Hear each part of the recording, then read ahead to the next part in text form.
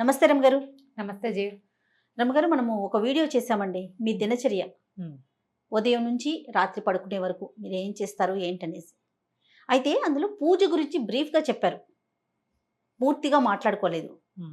మరి ఈరోజు అసలు మీరు ప్రతిరోజు చేసే నిత్య పూజ ఏ విధంగా చేస్తారు, ఏం మొక్కుతారు? మొక్కులు మాకు చెప్పరేమో బహుశా. ఏం చేస్తారు రమగారు? ఎట్లా? సాధారణ పూజ చేయాలి. అవునా? అంటే నా పెళ్ళికి ముందుకి పెళ్ళికి తర్వాతకి తేడా ఉంది. మా శాఖలు వేరు. సో అమ్మ వాళ్ళ ఇంట్లో పూజా విధానం ఒక రకం. అందులో రోజు ఆడపిల్లలు ఇంట్లో ఉన్న వాళ్ళందరూ పూజించే విధానాలు అవి తెలీదు. మా అమ్మ దేవతార్చన చేసేటప్పుడు ఏవో స్తోత్రాలు వరుసగా ఆవిడ చదువుకుంటుండేవారు. అవి విని విని విని నాకు దేవతార్చన విధానం అలవాటైంది, బాగా వచ్చింది. కాకపోతే అది దానికి ప్రత్యేకంగా మడిగట్టుకోవాలి, మా పెరమాళ్ళని అందరూ ముట్టుకోరు. మా ఇంట్లో విధానం అది. ఈ అత్తవారింట్లో పూజా విధానం వేరు. అమ్మ వాళ్ళది నిలుబొట్టు, అత్తగారి వాళ్ళది అడబొట్టు. ఓకే.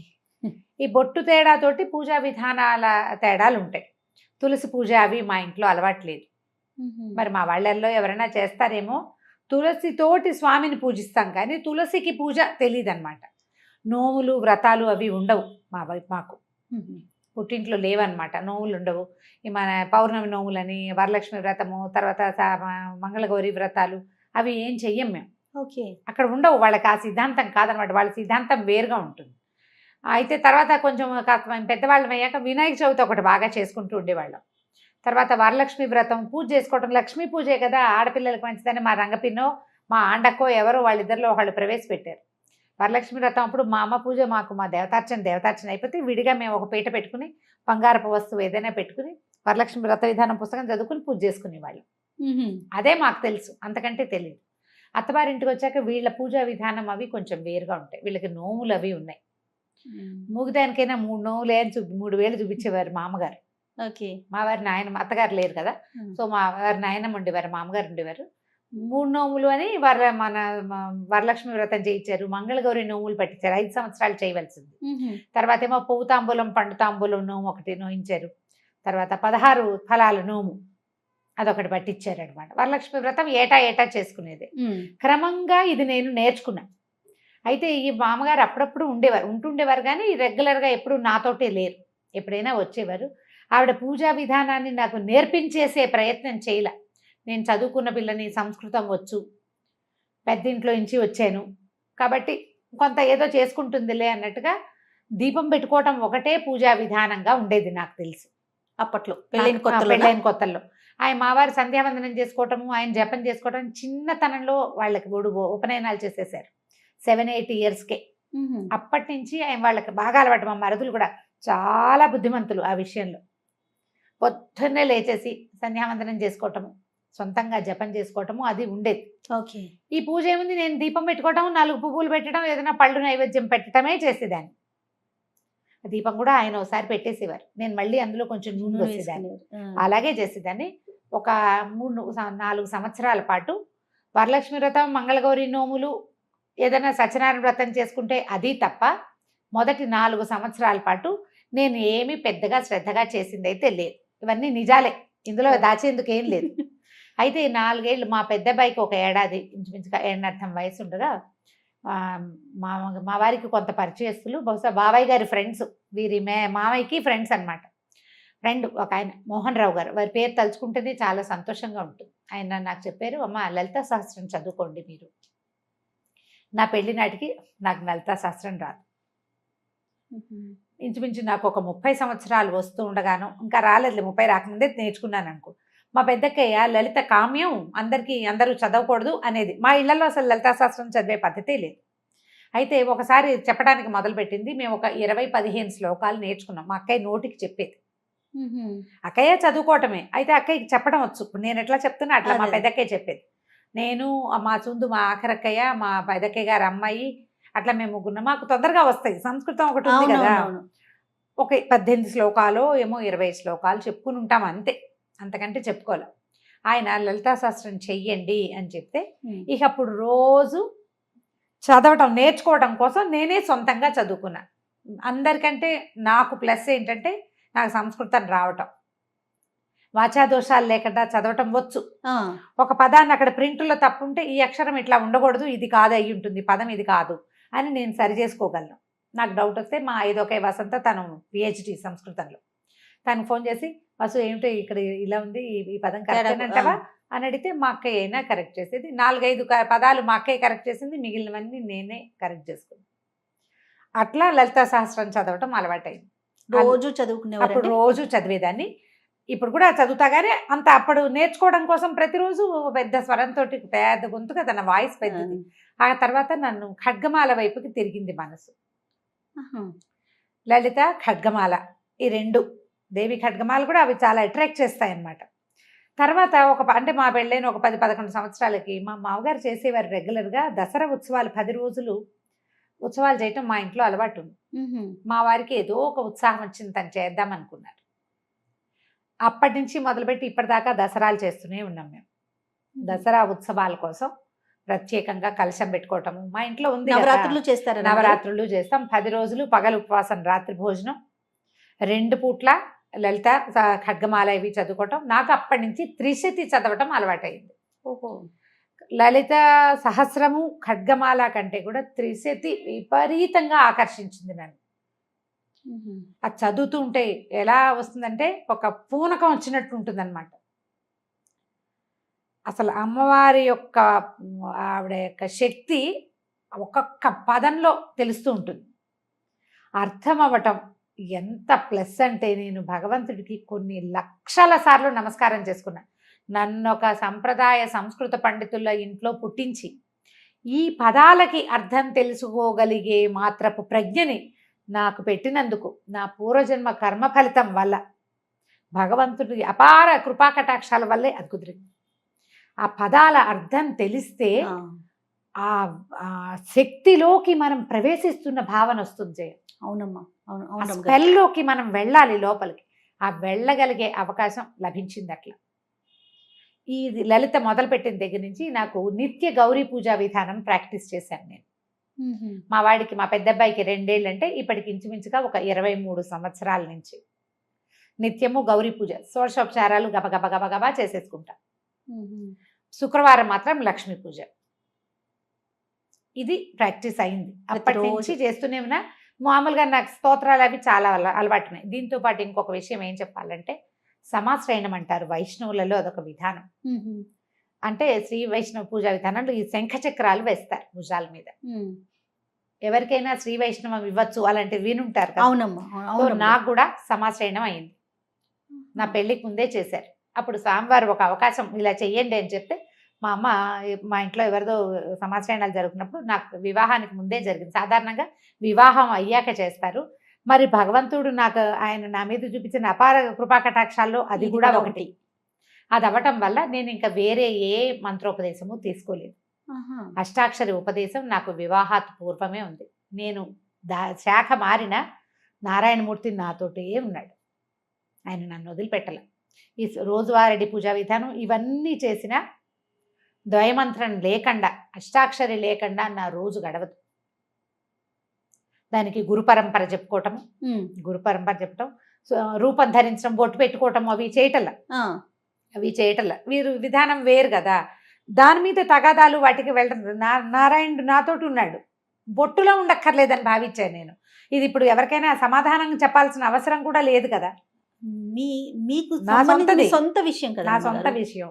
మా అమ్మ వాళ్ళు పెద్దగా అభ్యంతర పెట్టలేదు. నేను నా అష్టాక్షరి తీసుకున్నా మా వారికి నేను చేసుకునేది అది నాదే, నేను ఎవరికి చెప్పక్కర్లేదు. ఇప్పుడు ముఖతహా చెప్తున్నాను కానీ తెలుసు వాళ్ళకు కూడా. నేను అష్టాక్షరి చేసుకుంటా తప్పకుండా. ఒక 108 ఖచ్చితంగా మాలతోటి జపం చేసుకున్నాక అప్పుడు వేరే పని చేసుకుంటాను. ఎంత పరిగెడుతున్నా ఇవి 2 మాత్రం ఇది తప్ప. ఆ స్నానం చేసి నేనేం చేస్తాను, నేను చదువుకునే స్తోత్రాలు నాకేంటంటే మా ఇంట్లో అలవాటు ఉన్నవి కొన్ని ఉన్నాయి రెగ్యులర్గా చేసేవి. పంచాయుధ స్తోత్రము, తర్వాత ఏమో వెంకటేశ్వర సుప్రభాతము, ప్రపత్తి స్తోత్రము. సుప్రభాతాలు రోజు చదవను, శనివారం మాత్రమే సుప్రభాతం చదువుతా. ప్రపత్తి స్తోత్రాలు రోజువారి గడగడ వెళ్ళిపోతాయి. అవి అలవాటు అయిపోయింది చిన్నప్పటి నుంచి. ముందు నుంచి వచ్చు అవి నాకేంటంటే ఇప్పుడు రావట్లేదు జయ. ఇదివరకు ఎవరైనా 4-5 రోజులు వరుసగా చదివితే తర్వాత నాకు వచ్చేసేవి. మా అమ్మగారు చదివే రామరక్ష స్తోత్రం అవన్నీ మా అమ్మ చదువుకునేది. ఇవన్నీ రావటంతో స్నానం చేసి నేను దేవుడి దగ్గరికి వెళ్ళే లోపల కుదిరితే ఉచ్చేశ్రవంతో పెద్ద సౌండ్, లేకపోతే నోట్లో అయినా వరుసగా గణేష పంచరత్నాలు, తర్వాత ఏమో సుబ్రహ్మణ్యాష్టకము, తర్వాత ఏమో వెంకటేశ్వర కరావలంబము, ఈ 3 లైన్. ఓ ఈ 3 చదివాక పంచాయుధ స్తోత్రం. పంచాయతీ స్తోత్రం బాగా చిన్నప్పటి నుంచి అలవాటు, పంచాయతీ స్తోత్రం చదువుకోవటం. ఆ తర్వాత స్వామివారిది సుప్రభాతాలు, ఇవి ఈ లైను, ఇవి ఒక 3. వీటితో పాటు రామరక్షా స్తోత్రం బాగా ఇష్టం. రామరక్షా స్తోత్రం, కాలభైరవాష్టకం అప్పుడప్పుడు చదువుతాను. దక్షిణామూర్తి స్తోత్రం చాలా ఇష్టం నాకు. దక్షిణామూర్తి, ఈ మొత్తం ఇన్ని స్తోత్రాలు కలిపి అటు ఇటుగా నేను అక్కడే కూర్చుంటే ఒక 20 నిమిషాలు 25 నిమిషాలు పడుతుంది నాకు కూర్చుని. ఖాళీగా అలవాటు ఉంది కదా, కంఠస్థం అలవాటు ఉంది కాబట్టి అక్కడ కూర్చోక్కర్లేదు, పని చేసుకుంటూ ఇవి చదివేసుకుంటా. అక్కడి నుంచి దేవుడి దగ్గర కూర్చున్నప్పుడు దీపారాధన చేయటం, పువ్వులు తెచ్చుకోవటం. అంటే బయట నుంచి కొనుక్కొచ్చిన పువ్వులని ఇప్పుడున్న నేను కొత్తగా వెళ్ళే 5-6 సంవత్సరాల క్రితం ఇల్లు తీసుకున్నాం. అక్కడ ఏంటంటే కింద కాసిన మొక్కలు ఉన్నాయి, ఏవో పువ్వులు వస్తాయి. నా అదృష్టం ఏంటంటే భగవంతుడు నాకు తోడబుట్టిన వాళ్ళని ఎంతమందిని ఇచ్చాడో, అలా ప్రేమగా నాతో ఉండే వాళ్ళని కూడా కొంతమందిని ఇచ్చాడు. కింద ఫ్లోర్ లో ఉండే జ్ఞానశ్రీయే ప్రతిరోజు పువ్వులు కోసం నాకు తెచ్చిస్తుంది, పంపిస్తుంది, పట్టుకొచ్చిస్తుంది. 90% తనే తెచ్చిస్తుంది. గ్రేట్. ఒక్కొక్కళ్ళని అట్లా ప్లస్ చేస్తాడు. ప్లస్ పువ్వులు పట్టుకొస్తుంది. ఏమైనా కొన్న పువ్వులు, చామంతులు అవి ఉంటే అవి పెట్టుకుంటే పువ్వులు పెట్టుకోవటం, ఈ వరుసలు అయినంతా చదువుకోవటం. ఖడ్గమాల కూడా చదివేస్తే అక్కడక్కడ ఖడ్గమాలే వెళ్ళిపోతుంది. శుక్రవారాలు నేను ఇంట్లో ఉన్నప్పుడు మాత్రం లలిత కానీ త్రిశతి కానీ చదువుకుంటా. దసరాల్లో పూర్తిగా ఇవి 3 వీటిని అలవాటుగా చదవటం అలా ఉంది. సాయంకాలాలు ఏం చేస్తాను, దీపం పెట్టుకుని ఎక్కువ ఏం చెయ్యను. సాయంత్రం తేలిగ్గా 1-2 స్తోత్రాలు చదువుకుంటా. త్రిశతి సాయంత్రం చదివితే ఏంటంటే పగలు పనిచేసిన అలసటంతా పోతుంది జయ. ఏంటో నాకు అవునా అవకాశం దొరుకుతుంది, అప్పుడప్పుడు, రోజు ఉండదు. ఇప్పుడు నేను ఇక్కడే 7:30 అయిపోయింది అనుకో, నా వల్ల కాదు ఇంకా కూర్చోటం. పెంద్రాలే వెళ్ళిన రోజున తప్పకుండా చేస్తాను. దీంట్లో వీటిలలో ఒక్కొక్క రోజు ఒక్కొక్కటి ప్లస్ చదవ బుద్ధి అయితే ఆ పూట ఖాళీగా ఉన్నాను అనుకో, కాలభైరవాష్టకం, తర్వాత జగన్నాథాష్టకం చాలా ఇష్టం నాకు, పూరి జగన్నాథుడి గురించి అదొకటి చదువుతాను. మధురాష్టకం అవి ఇష్టం. కృష్ణుడికి సంబంధించిన చాలా స్తోత్రాలు. ముకుందమాల మా ఇంట్లో ఉపదేశం ఉంది, నాయనమ్మకు ఉండేది. మా నాయనమ్మ ఆవిడ ఇట్లా మంచంలో ఉన్నా కూడా గుష్యతే ఎస్సే నగరే అనుకుంటూనే ఉండేవారు. దాంతో అదొకటి బాగా ఇష్టం. నేను ముకుందమాల పాఠం కూడా చెప్పాను. ఓహో, బాగా ఇంట్రెస్టింగ్ గా ఉంటుంది ముకుందమాల కూడా. అది కూడా అసలు ఎట్లా కృష్ణుడిలోకి మనని తీసుకెళ్ళిపోతుందంటే అర్థం కావాలి. ఇక్కడ ప్రధాన అంశం ఏంటంటే రమ్మగారు, మీకు వాటి భావం తెలియటం, దాని వలన పూర్తిగా ఇన్వాల్వ్ అయిపోతారు, దాని లోపలికి వెళ్ళిపోగలుగుతారు కదండి. నిజంగా అది చెప్తున్నాగా, లక్షల సార్లు కృతజ్ఞతలు చెప్పుకున్నా భగవంతుడికి అసలు అది తీరదనమాట. ఉన్నావు నాయన, అందుకని ఇప్పుడు లేకపోతే అంత అవకాశం అందరికీ లభించదు. అవునవును అవును. ఆ లభించటం, దాంతో పాటు నాకు భక్తి ఉండటం, ప్రధానంగా భగవంతుడి మీద ఆసక్తి ఉండటం. ఎంత హడావిడిలో ఉన్నా ఏదో ఒకటి. ఇప్పుడు నేను బజార్ ప్రయాణంలో కూడా నేను చదువుకుంటారు. ప్రయాణం ఒకవేళ నేను ఇంటి దగ్గర ఏం చదువుకునేందుకు అవకాశం లేక అలా పరిగెత్తుకుంటూ రావాల్సి వచ్చినప్పుడు మా టీవీకి వెళ్ళినా కూడా అక్కడ కారులో చదువుకుంటా మొత్తం స్తోత్రాలు. పువ్వులు వేసి గబగబగబా ఈ పూజ చేసేసి అక్కడి నుంచి ఈ స్తోత్రాలన్నీ రెగ్యులర్ గా ప్రతిరోజు. నిత్య నైవేద్యాలు ఏమైనా పెట్టుకుంటారా రమ్మగారు? అలా మా దగ్గర ఏంటంటే నేను ఇంట్లోనే ఉంటే ఏదైనా చేసి పెట్టుకుంటాను జయ. ఇంట్లో లేకపోతే ఎక్కువగా మేము పెట్టేవైతే పాలు పళ్ళే. ఓహో, మా వారికి ఆయన పూజ అయింది కదా, తన పూజ వేరు అది వేరు. ఆయన అంటే ఒకే చోట దేవతార్చన ఉన్నప్పటికీ ఆయన పద్ధతి విధానాలు వేరు. ఆయన రెగ్యులర్ గా చేసేసుకుంటారు. ఆయన పంచాయతనం ఉంది మా ఇంట్లో, శివ పంచాయతనం ఉంది. ఆయన అభిషేకం చేసుకోవటము, నైవేద్యం పెట్టుకోవటము. అయితే ఈ పంచాయతనాల్లో కూడా మరి అన్నం నివేదన పెట్టాలని కొంతమంది చెప్తారు, కానీ మాకేంటి ఇంట్లో పెద్దవాళ్ళు చెప్పేదాన్ని పాటిస్తాం. అలా కాదు, ఇలా పెట్టండి, అలాగే చేయక్కర్లేదు. కాబట్టి ఇక మడి కట్టుకుని అన్నం వండి పెట్టాలి వెళ్ళేవు. దసరాలు, నవరాత్రుల్లో, తర్వాత వినాయక చవితి, ఇవన్నిటికీ మడితో వండుకునే అలవాటే ఉంది మాకు. రోజు వారడి లేదు. రోజు ఎక్కువగా మేము పెట్టేది పళ్ళు, పాలు, తర్వాత ఏమో పటిక బెల్లము, పంచదార, బెల్లము, ఏదైనా కొంచెం పులగం చేసుకుంటే పులగం పెడతాం, అట్లా నివేదన చేసుకుంటాం. కొబ్బరికాయలు కొట్టడము. ఇదే విధానం. ఇప్పుడు ఇందులో ప్లస్లు మైనస్లు ఇందులో ఎవరి సలహా సంప్రదింపు ఐడియాలు లేవు. పూర్తిగా మీది కదా, పూర్తిగా నాదే. భగవంతుడు నాకు ఇచ్చిన స్వాతంత్రం ఏంటంటే ఇందులో నన్ను కరెక్ట్ చేసే వాళ్ళని ఎవరిని పెట్టలా నాకు. కానీ భావాలు వేరు కదా రమ్మగారు, మీది కానీ ఇంట్లో డాక్టర్ గారిది కానీ భావాలు వేరు కదా. ఎక్కడన్నా ఇబ్బంది అనిపించిందా మీకు? ఏం లేదు, అదే చెప్తున్నా, అదృష్టవంతులైతే ఆ విషయంలో అదృష్టవంతులే. మా మరుదులు చాలా ప్రేమగా ఉన్నారు నాతోటి. సొంత తమ్ముళ్ళున్నా అంత బాగా కలిసి ఉండేవాళ్ళు కాదేమో. ఓకే. వాళ్ళ ఫస్ట్ ప్రిఫరెన్స్ వదినే. ఎప్పుడు మొదటి నుంచి అప్పటి నుంచి ఇప్పటిదాకా ఇంచుమించు 30 సంవత్సరాలు అవుతుంది. నన్ను కరెక్ట్ చేయలే ఎప్పుడు. మా మామగారు కొంచెం అంటి ముట్టినట్టే ఉండేవారు. గౌరీ పంచాక్షరి తీసుకోండి అని చెప్పారు ఒకసారి. మిమ్మల్ని తీసుకోమన్నారు ఒక మంత్రం, గౌరీ పంచాక్షరి తీసుకోవచ్చు అని, బాగుంటుంది అని. మంచిది అవును స్త్రీలకి, అది మంచిది. అది కూడా భర్త నుంచే తీసుకోవాలి. అలా ఏవో నియమాలు ఉండే, నాకు అంత బాగా తెలియదు దాని మీద. ఓకే. నాకు ఎందుకనో అంత అనిపించలేదు. నారాయణమూర్తిని వదిలిపెట్టాలని అనిపించలే. వారితో పాటు ఇంకేది చేద్దాం. రమ్మగారు ఇది సందర్భం కాదు, కానీ నాకు ఒక ప్రశ్న అండి. ఎప్పటి నుంచో శైవ వైష్ణవ మతాలు అసలు ఎందుకు ఈ డిఫరెన్స్ వచ్చిందండి? అంటే అది తప్పు అనేది నా భావన కాదు. కొంతమంది శైవం, కొంతమంది వైష్ణవం. ఎందుకు వచ్చింది? ఇప్పుడు మీరు 2 భావాలతో ఒకే ఇంట్లో ఉంటున్నారు, అది మీరు సర్దుకుపోవటంలో వెళ్ళిపోతుంది. భగవంతుడు ఒక్కడే కదా అనే భావన ఉన్నప్పుడు ఇలాంటి చీలిక అసలు ఎక్కడి నుంచి వచ్చిందంటారు? ఇవి అంటే 2 వైదికమైనవే జయ. శివకేశవులు ఇద్దరు స్థితిలయకారకులు. అవును. అయితే ఈ స్థితికారకుడైన విష్ణువే పరమదైవతం అని భావిస్తారు వైష్ణవులు. ఆ స్వరూపం, ఆ నడిపించే ఆ కథ, ఆ క్రియ, అది ఆకర్షితులను చేస్తుంది కొంతమందిని. శివుడు లయకారకుడు, ఐశ్వర్యకారకుడు, ముక్తి ప్రదాయకుడు. ఆయనే పరమదైవతమని కొంతమంది భావిస్తారు. నీకు చూడు, ఆ పచ్చటి చెట్టు ఉంటే ఆ పచ్చటి చెట్టు మీద కొంతమందికి దృష్టి నిలుస్తుంది. దాని మీద ఒక గులాబీ రంగు పువ్వు ఉంటే గులాబీ పువ్వు మీదకి కొంతమందికి దృష్టి వెళ్తుంది. ఈ రెండిట్లలో ఏది కరెక్టు? ఎవరి భావన వారిది కదా, వాళ్ళది. దీంట్లో ఏమైందంటే నాదే కరెక్ట్ అనేది తీవ్రత వచ్చేసింది. ఆ భావం కరెక్ట్ అండి. కరెక్టా అంటే మనం చెప్పలేకపోతాం జయ. మనం ఇదంతా మాబ్లో ఉంటుంది, జనాలు గుంపుగా చేరినప్పుడు వాళ్ళ భావాలు ఉంటాయి. నారాయణమూర్తి ఆ స్వరూపము, ఆయన ఆ చెప్పబడుతున్నటువంటి రకరకాల క్రియలు, ఈ దశావతారాలు, ఇవి కాకుండా చెప్పబడే మొత్తం 21 రకాల అవతారాలు, అవన్నీ ఆకర్షితుల్ని చేస్తాయి కొంతమంది. పరమేశ్వరుడు, ఆయన యొక్క రుద్రమూర్తులు, ఆయన యొక్క క్రియాకలాపాలు, సదాశివుడుగా నిరంతరము శక్తితో కలిసి ప్రపంచంలోనే ఉండటము, ప్రపంచ నిర్మాణ శక్తి పరమేశ్వరుడే అవటము కొంతమందిని ఆకర్షితులు చేస్తుంది. భగవంతుడు నాకు ఇచ్చిన వరం ఏంటంటే, నాకు వీళ్ళిద్దరిలో తేడా లేదు. అది ఎంత ఆకర్షిస్తుందో ఇదంత ఆకర్షిస్తుంది నన్ను. నేను లలితలో ఎంత మిళితమైపోతానో విష్ణు సహస్రనామంలో అంత వెళ్ళిపోతాను.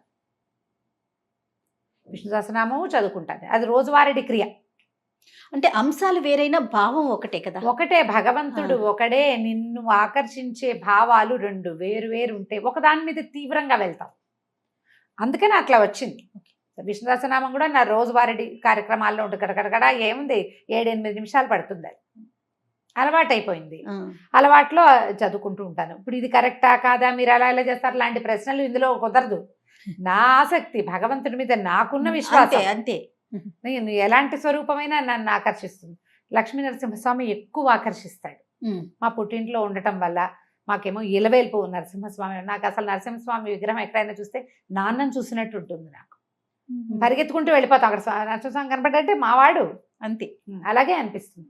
మా నాన్నని చూసినట్టే ఉంటుంది. నేనే కాదు, మా ఇంట్లో ఉన్న జనమంతా నరసింహస్వామికి అట్లాగే ఆకర్షితులు అవుతారు. మా చిన్నతనం అలవాటును బట్టి అంతే. మా నాన్న కరావలంబం చదివేవారు, నృసింహ కరావలంబం. అది కూడా నాకు నోటికొచ్చు. మొత్తం మా సమూహం అందరికీ వచ్చింది. కరావలంబం కూడా అట్లాగే ఆకర్షిస్తుంది. ఇంత భక్తి ఉన్నా కూడా నేను కొంచెం ప్రాక్టికల్గా ఉండటమే నా యొక్క భగవంతుడు ఇచ్చిన వరం అనమాట. నాకు ఇన్ని చెప్తున్నారు, ఇన్ని స్తోత్రాలు చెప్తారు, ఇంత పూజా విధానం ఉంది కదా రమ్మగారు. కానీ మీరు మాట్లాడేది ప్రాక్టికల్గా ఎలా చెప్తారంటే, భక్తి ముఖ్యం, భావన ముఖ్యం. భావమే ముఖ్యం. భక్తి ఉండాలి, భావం చాలా ముఖ్యం. అది ఉన్నప్పుడే మనస్ఫూర్తిగా పూజ చేసుకోగలుగుతాం. అది 5 నిమిషాల అరగంట అనేది పక్కన పెడదాం, అవకాశాన్ని బట్టి. అంతే, రైట్. చాలా బాగుంది రమ్మగారు. నమస్తే. నమస్తే.